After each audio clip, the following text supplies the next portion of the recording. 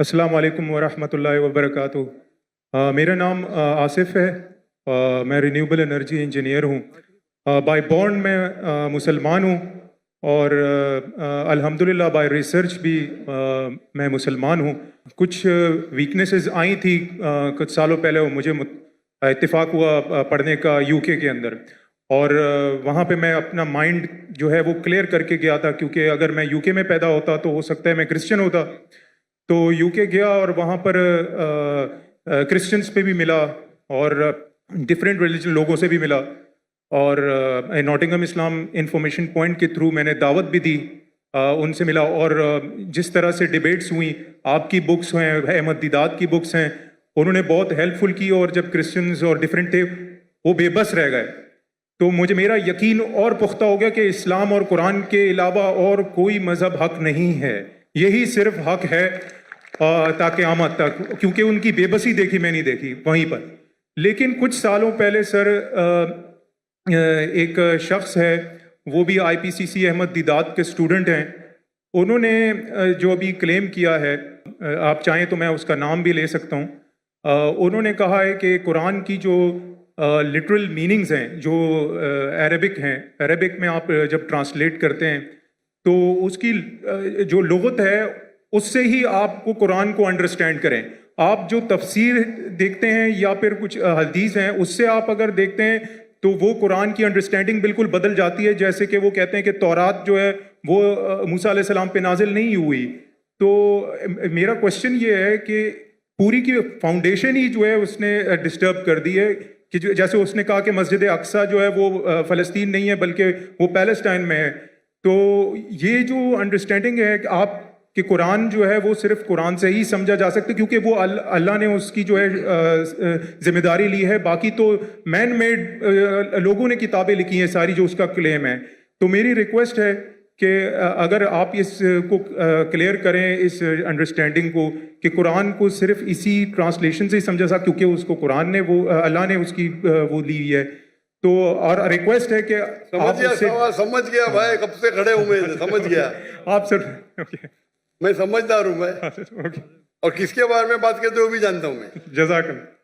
بھائی صاحب کا سوال ہے کہ ایک شخص ہے پاکستان میں جو دیدہ صاحب کا شاگرد کہلاتا ہے، اور وہ کہتا ہے کہ قرآن مجید کو لغوی معنی ٹرانسلیشن کیا ہے اس سے سمجھا جا، حدیث سے نہیں۔ قرآن میں کئی آیتیں اطیعوا اللہ اطیعوا رسول، اوبے کرو اللہ کو، اللہ کے رسول کو۔ کیسے اوبے کریں گے؟ اللہ کے رسول ابھی زندہ ہے؟ نہیں۔ ان کی ٹیچنگ زندہ ہے؟ جی۔ انتقال ہو چکا، انشاءاللہ جنت فردوس میں ملیں گے انشاءاللہ۔ تو کس سے پوچھیں گے آج کی تاریخ میں؟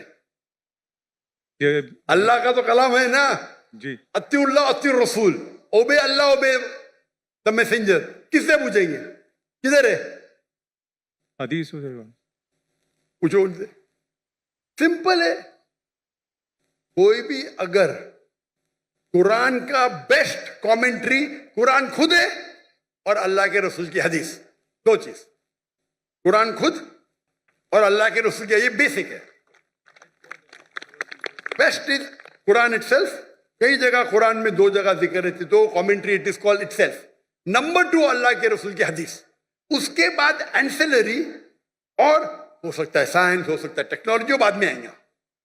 دو بنیادیں اپنے شریعہ کی، قرآن اور حدیث۔ اور پھر قرآن میں یہ بھی لکھا ہے فَاسْأَلُوا أَهْلَ الذِّكْرِ إِن كُنتُمْ لَا تَعْلَمُونَ۔ سورہ نحل سورہ نمبر 16 آیت نمبر 43، سورہ انبیاء سورہ نمبر 21 آیت نمبر 7، دو جگہ لکھا ہے۔ اس سے پوچھو جو ایکسپرٹ ہے۔ یعنی قرآن میں سارے پرابلم کا، ایک جن نے پوچھا کھانا کیسا پکانا لکھا ہے؟ میں بولا ہاں لکھا ہے۔ کہاں لکھا ہے؟ کوک سے پوچھو نا، کوک ایکسپرٹ ہے نا۔ فَاسْأَلُوا أَهْلَ الذِّكْرِ إِن كُنتُمْ لَا تَعْلَمُونَ، وہ باورچی سے پوچھو، بتائیں گے کھانا بن گیا ہے۔ تو قرآن ٹیلی گرافک بک ہے، تو باورچی سے بھی پوچھ سکتے ہیں آپ اگر آپ کھانا پکانا جانتے، برابر نا؟ جی۔ تو قرآن کے اندر گائیڈ لائن دیے گئے، best is Quran itself, number 2 صحیح حدیث۔ اینسلری بھی ہو سکتا ہے، مثال کے طور پہ آپ ایکسپرٹ سے پوچھ رہے، آپ سائنس کا پوچھ رہے۔ اگر آپ لغا سے کچھ ملتا ہے آپ کو، تو ایک ہوتا ہے کہ قرآن کی تفسیر تھرو قرآن، نمبر 1، ایک قرآن کی تفسیر تھرو حدیث، नंबर 2, कुरान की तफसीर लुगा भी है. अगर आपको कुछ लुगवी मानी मिलती है और अगर वो दूसरे कोई कुरान के आयत से नहीं टकराती है और सही हदीस से नहीं टकराती तो आप उसका इस्तेमाल कर सकते हैं. समझे? समझे ना? जी जी. क्योंकि कई बार एक अरबी लफ्ज के 3 मानी 4 मानी होते हैं. तो पहले आपको तहकीक करने पड़ेगा इसके बारे में कुरान में और कहाँ लिखा गया है. मिल गया, हदीस से मिल गया. फिर लुगा देखो, अच्छा ये कुरान में 4 मानी है, ये 2 कुरान से मिलते हदीस से मिलते, बाकी 2 नहीं मिलते, बाकी 2 को निकाल दो. आप समझे जी. लेकिन अगर नहीं टकराती है तो आप इस्तेमाल कर सकते हैं. अगर जी नहीं. कुरान और सही हदीस से नहीं टकराती है, जी. अगर ऑर्डर रहता है, there is order. Number 1 is Quran, फिर हदीस है, फिर बाद में आपका लॉजिक है. लॉजिक ऊपर नहीं आता है, लॉजिक नीचे, उर्फ है, कस्टम्स है. तो फिक के अंदर उसूल है. ये उसूल के डिफरेंस होने की वजह से थोड़ा इख्तिलाफ है, उसके ऊपर भी मैं डिटेल में जाऊंगा नहीं. जी. लेकिन लुगा का इंपॉर्टेंस है, टॉप पे नहीं है, टॉप पे नहीं है, नीचे. आप समझे ना? जी जी. अगर हदीस से साबित हो गया क्या ये कुरान के मानी ये है तो हदीस है फाइनल, पर सही हदीस होना चाहिए. मिसाल के तौर पे सबसे पहली आयत जो नाजिल हुई, पहले 2 आयत, इकरा बिस्मि रब्बिकल्लज़ी खलक खलकल इंसान मिन अलक, और इकरा की सूरा नंबर 96 वर्स 1 और 2. पढ़ो अल्लाह के नाम से जिसने पैदा किया एक खून के लोथड़े से, लीच. अभी साइंस आज कहती है खून के लोथड़े से तो इंसान बना ही नहीं. उसका मतलब कुरान में गलती है, नउज़-बिल्लाह, बराबर ना.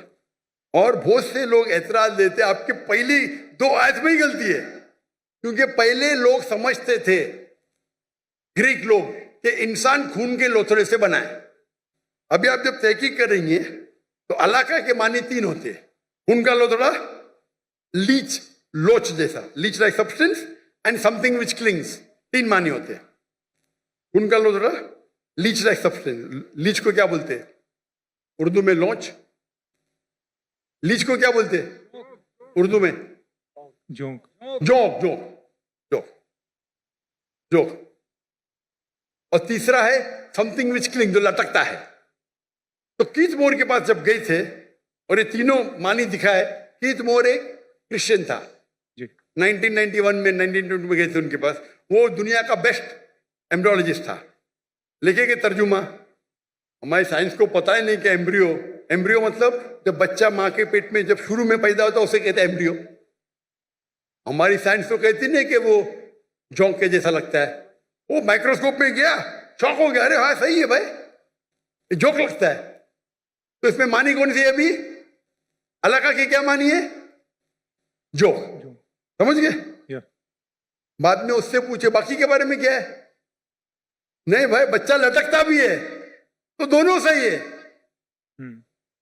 बच्चा जब मां के पेट में रहता है, वूम में रहता है, तो बच्चा लटकता है थ्रू द एम्बोलिकल कार्ड. एम्बोलिकल कॉर्ड के थ्रू लटकता है, बराबर. दोनों सही है. और रिसर्च करे पता चला कि दिखने के अंदर बच्चा शुरू में खून का लोथड़ा दिखता है, तो वो भी सही है. खून के लोथड़े से नहीं बना, लेकिन खून के लोथड़े जैसा लगता है.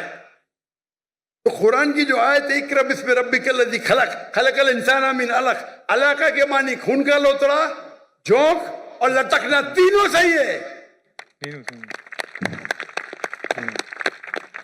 कोई भी हदीस से टकरा रहा नहीं, कोई भी तफसीर में लिखा नहीं, कोई भी तफसीर में लिखा नहीं कि ये लॉन्च के बारे में, जोक के बारे में.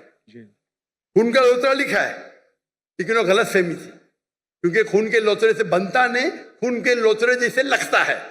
आप समझ रहे ना? तो इस वक्त आप लुगा का इस्तेमाल करें, अच्छी बात है. लेकिन वो लुगा अगर कुरान की दूसरी आयत से टकराता है या हदीस से टकराता है तो उसको छोड़ देने का. आप समझ रहे ना? जी जी. तो लुगा की अपनी उसका दर्जा है, लेकिन नीचे.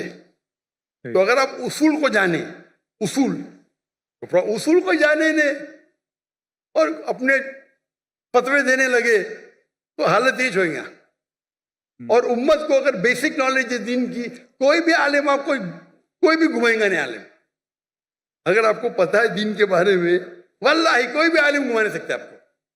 وہ پرابلم ہے ہم دین کے بارے میں جانتے ہی نہیں نا. میں آپ سے سوال پوچھتا ہوں, اگر ہندوستان میں حیدرآباد میں گاڑی پہلی بار آئی تھی بہت سال پہلے, تو ایک نواب گاڑی خریدتے, پہلی بار گاڑی آتی, امیر رہتے, مل جاتی گاڑی ان کو, تو گاڑی کے ساتھ ڈرائیور بھی آتی. کس کو چلانے آتا ہی نہیں, گاڑی کس کو چلانے آتا ہی نہیں نا, تو کمپنی اس کو ڈرائیور بھی دیتی ہے. تو نواب صاحب بولتے میری بیوی کو شاپنگ جانے کے, گاڑی کو باہر نکالو.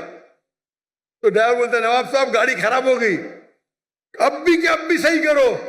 تو بولے صحیح کرنے کے لیے 10 کلو گھی چاہیے, 20 کلو رائس چاہیے, باسمتی رائس, اور 30 کلو شکر. تو نواب صاحب اس کو 20 کلو گھی دیتے, 30 کلو باسمتی رائس اور 30 کلو شکر دیتے, اور گاڑی چلنے لگتی. میں آپ کو پوچھتا ہوں, آج آپ کا ڈرائیور بولا مجھے گاڑی صحیح کرنے کے لیے 20 کلو اصل گھی چاہیے, 30 کلو باسمتی رائس چاہیے, اور 30 کلو شکر چاہیے, دیں گے اس کو؟ Of course not. کیا کریں گے, لات مار کے بھگائیں گے نا, کیونکہ آپ گاڑی کے بارے میں جانتے, آپ دین کے بارے میں نہیں جانتے. تو یہ مسلمان کا جہل ہے. آپ دین کے بارے میں جان لیں گے تو کون آپ کو گھی نہیں پوچھے گا. آپ سمجھے نا. کل میرے بیٹے نے تقریر کی تھی اردو میں, کیا قرآن کو سمجھ کے پڑھنا ضروری ہے. ہو سکتا ہے کہ یہ ایگزامپل انہیں دیا ہوگا کل کی تقریر میں, دیے نا, ماشاء اللہ آپ تھے. تو وہ پرابلم ہے. اگر کوئی ایک دم پیچیدہ سوال ہے فقہ کا, تو جا کے پوچھو. یہ بیسک کیا پوچھنے کا, ہمارا فرض ہے. اگر کوئی فقہ کے بارے میں تو جاؤ مولانا کے پاس, اچھی بات ہے. یہ بیسک چیز کے بارے میں کیا, آپ سمجھ رہے نا. تو if you know the basic knowledge کو نا میں گھمائیں گا نہیں. تو قرآن کو سمجھ کے پڑھو. الحمدللہ جہاں تکلیف آتی ہے نزول قرآن تو عالم سے بات ضروری ہے, لیکن یہ بیسک کس طریقے سے قرآن و حدیث پہ عمل کرنا چاہیے, تو ہر مسلمان اگر سیکھے. یہ ہمارے راہ نجات کی کتاب ہے, تو انشاءاللہ ہم اس دنیا میں سفل رہیں گے, آخرت میں بھی. جزاک اللہ.